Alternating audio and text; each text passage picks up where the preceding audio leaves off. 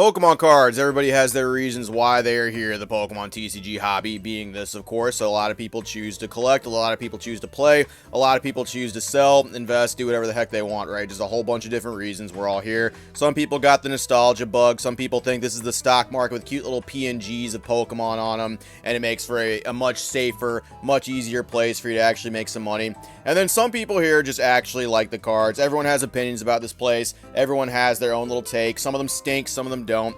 But you can sometimes tell when people have opinions that are just kind of seeded in a way to benefit themselves. And seeing as the Pokemon hobby is now loaded with people that are trying to make their bag, make their money, whether it's off content, cards, selling, whatever, scamming, there's all different kinds of ways. People are here just trying to make a bag. You can tell sometimes when people put out weird takes and weird opinions on things, and it just smells fishy, smells like some bullshit, right? Just smells like people trying to capitalize on the success or the hype of something else, mostly the hype in this place, because hype drives this place more than anything, especially with the new Evolution set that's going to be coming out here soon. Everyone's losing their mind. Everyone's talking about all the product they should get, how much money you should put into something, and whether or not you should be buying multiple cases, multiple boxes, especially on the English side.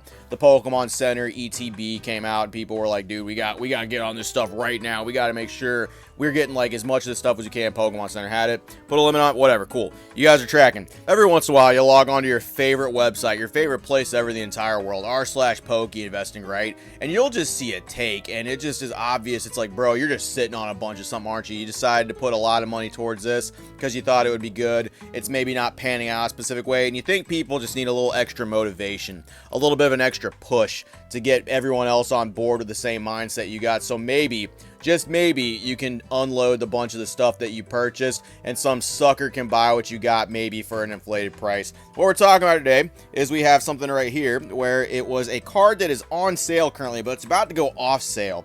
We're just looking at the cheapest this card is ever going to be. It is the Gardevoir EX from Paldean Fates. Beautiful card. I think this is probably one of the best arts that exist in Scarlet and Violet so far. The Gardevoir line, the Gardevoir Pokemon, gets such good treatment art-wise from the community and from the actual company that makes them themselves. The art is fantastic. The card's playable usually. It always has a relatively good fan base. It does very strongly whenever it comes out. And while it's in rotation, the card does fantastic.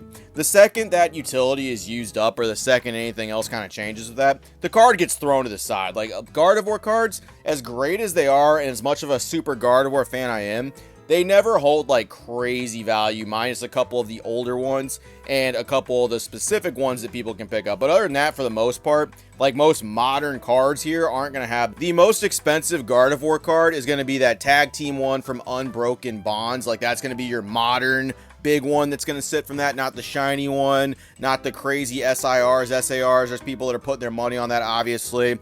But that one's not even expensive because of the Gardevoir it's on. That one has a lot of price on it, as much as I like Gardevoir. For that little turd right there, Sylveon is what's really propelling that forward. Evolution hype is just a plague that has infected everybody. Everyone thinks that if it has an Evolution on it, it's going to be worth big money.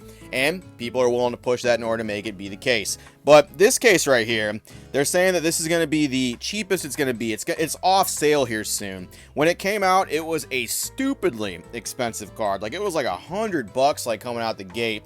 I'm pretty sure when Paldean Fates came out. The set's been out for almost a year. And you're just looking at it sitting at like a $58 card, which, I mean, that's still respectable for an SIR card that came out. It's not the Bubble Mew, and it's not the Charizard. Those cards are exploding in Paldean Fates. And it looks like somebody was trying to buy the cheaper version of that, hoping it would pop off the exact same way. And it's just not going. People just don't have the energy to do it. They're not getting fucking cattle prod to the back, pushing them into the herd to buy this card from this person that has it. They're waiting for the price to go up, or hoping the price goes up in order to dump it. And it's so obvious what's going on. Everyone in the comment section's calling it out too. They're being like, OP either just doesn't know what the hell they're talking about, or this shit's just like, they're just pushing this because they want this to be the case. Gardevoir is just not that card. It's usually not the case, and people don't genuinely like this. I could genuinely see this card getting cheaper before it gets expensive. A lot of the utility it has for it being playable, and it's a fantastic deck that it's built around, a lot of that is just being pushed by its playability, and the second that drops off, it's not going to go. I mean, the art from Scarlet and Violet base, the actual family line of the routes all the way up to Gardevoir,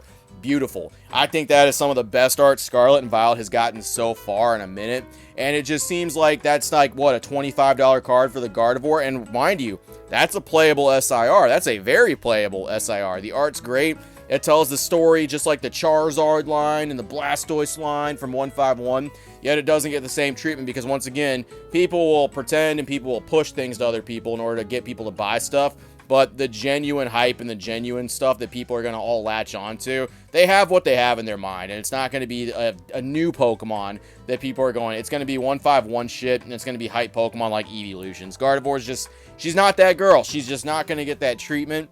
And unfortunate as it is, I feel like this person is just trying to push that line because the entire Paldean Fates library is just going up in price. And it's not going to stay like that, in my personal opinion. A lot of people forget the Japanese market did this exact same thing, and that bubble is very subjective for people to actually manipulate until it can't be pushed anymore. People get price out of stuff, and eventually it just pops. It just snaps like that. It's just gone. It gets Thanos out of existence, and it starts returning to a little bit more of a normal price. Do I think some of them are going to be as cheap as they were once before? Probably not. They're probably still going to have a little bit of value because people are going to remember the good old days for when it was, but it's not going to be like, this is an example of someone pushing a card just because they have a bunch of it, and you're going to see a lot of that here soon. You're going to see a lot of people trying to dump a card or trying to push stuff. Can this card be manipulated? Absolutely. Any card could be manipulated. Any card could get pushed up. There could be just like 2 or 3 people running a fucking group just doing sales between each other back and forth and manipulating on eBay, manipulating on TCG Player. And unfortunately, until an entity steps in to make it so where that's just not going to be the case, it's just going to happen. This is going to be the way, and any card could be pushed. None of them are really safe, but it definitely doesn't seem as likely with Gardevoir because the genuine hype and the genuine like for the card is not there, even though I think this is one of the most beautiful cards in the Scarlet and Violet. I absolutely love it. I think this is a fantastic card. Now that we got that bozo out of the way, let me give you a little bit of advice about a card I truly think is going to be somewhere. Have you ever heard of a card called Bronzong featuring Jazz?